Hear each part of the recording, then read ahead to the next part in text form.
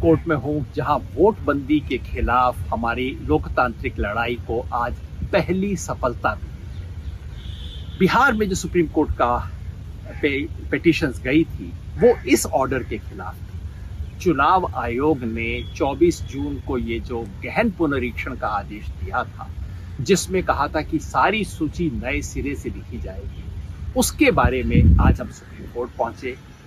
Association for democratic reform और PUCL जैसी नागरिक संस्थाएं पहुंची, मुझ जैसे नागरिक भी पहुंचे और तमाम पॉलिटिकल पार्टियां पहुंची, इस उम्मीद में कि हमें उन सवालों का जवाब मिलेगा जो पिछले 3 हफ्ते से हम पूछ रहे हैं और चुनाव आयोग दे नहीं रहा है। चुनाव आयोग की तरफ से बीजेपी वाले बोल रहे हैं, और दूसरा कि इस प्रक्रिया पर किसी तरह की नकेल लगेगी। और दोनों ही चीजों में आज हमें सफलता प्राप्त हुई।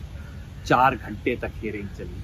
जस्टिस धूलिया और जस्टिस बागची की बेंच थी, जिसने बहुत तसल्ली से सुना और वो सब सवाल पूछे जो हम पूछना चाहते थे। बेंच ने पूछा, यानी कि जज साहिबान ने पूछा बाद में, कि आप अगर इतनी बड़ी एक्सरसाइज कर रहे हो तो ये बताइए, इसको बिहार चुनाव से जोड़ने की क्या जरूरत है? आप अलग से कर लीजिए। इतने महीनों के अंदर आप कैसे प्रक्रिया को पूरा कर पाएंगे? जस्टिस बागची ने पूछा कि अगर एक भी वोटर रहता है तो आपको उसको पूरी सुनवाई करनी पड़ेगी, लाखों लोगों के साथ आप कैसे कर पाएंगे ये? जजेस ने सवाल भी बार बार पूछा चुनाव आयोग से कि भाई, जब आधार कार्ड आप खुद मान्य करते हो, आपके अपने नियमों में आधार कार्ड का जिक्र है, तो आप आधार कार्ड को अब अमान्य कैसे कर सकते हो? ये एपिक कार्ड तो आपने खुद दिया हुआ है और राशन कार्ड भी लोगों के पास है, इन सबको आप अमान्य कैसे कर सकते हो? जजेस ने ये पूछा कि सिटीजनशिप तय करना आपका कब से काम हो गया? जस्टिस धूलिया ने साफ कहा कि देखिए, अगर इस पे आप जाएंगे तो बहुत दिक्कत हो जाएगी। नागरिकता तय करना चुनाव आयोग का काम नहीं है, ये सरकार का काम है। जजेस ने पुराने केस का हवाला भी दिया, जिसके अंदर सुप्रीम कोर्ट ने स्पष्ट कहा था कि अगर ये सब कुछ तय करना है, एक तो ये चुनाव आयोग का काम नहीं है, और अगर ये होना है तो इसे बहुत विस्तृत प्रक्रिया से गुजरना होगा। तो ये तो सारा डिस्कशन था। ऑर्डर में 3 बड़ी बात हो।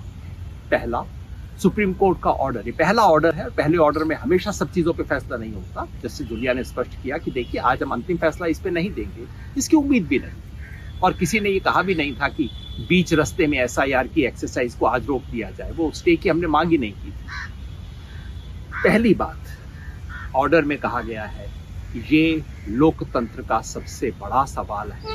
राइट टू वोट लोगों को है कि नहीं, उसका सवाल है। बार बार हम यही कह रहे हैं कि साहब, ये तो राइट टू वोट का सवाल है। यूनिवर्सल एडल्ट फ्रेंचाइज पे प्रश्न चिन्ह है। सुप्रीम कोर्ट ने इस बात का संज्ञान लिया। दूसरी बात, सुप्रीम कोर्ट ने फैसला किया कि अगला कदम उठाने से पहले उन्हें सुप्रीम कोर्ट के पास वापस आना पड़ेगा।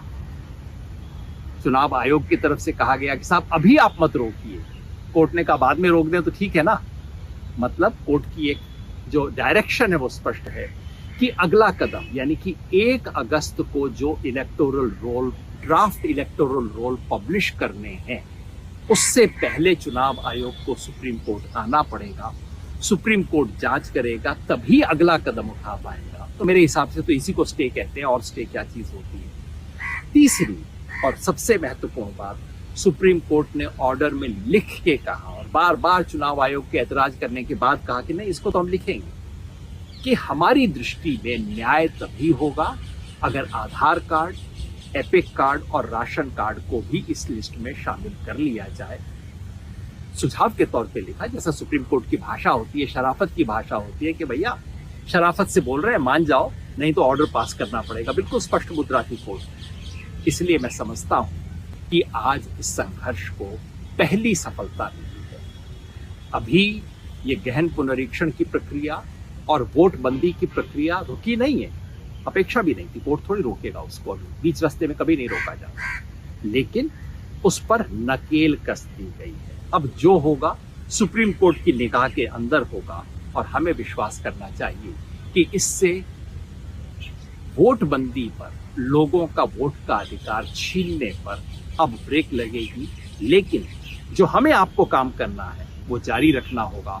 सड़क पर सच्चाई को लाने की कोशिश हमें जारी रखनी होगी। चुनाव आयोग कहता है कि हमने तो 99% बिहार के लोगों में घर जाके एन्यूमरेशन फॉर्म दे दिए हैं। तो ये वीडियो सुनने के बाद आप बिहार में अपना जो भी रिश्तेदार है, 5 रिश्तेदारों के घर फोन कर लेना, पूछना उनके घर आगे आया है नहीं, और अगर एक भी कहता है कि नहीं आया, इसका मतलब इलेक्शन कमीशन झूठ बोल रहा है। इलेक्शन कमीशन ये भी दावा कर रहा है कि 57% लोगों ने तो फॉर्म भर के भी दे दिया है। हमने सर्वे किया तो पता लगा 40% लोगों के घर में अभी फॉर्म पहुंचा ही है।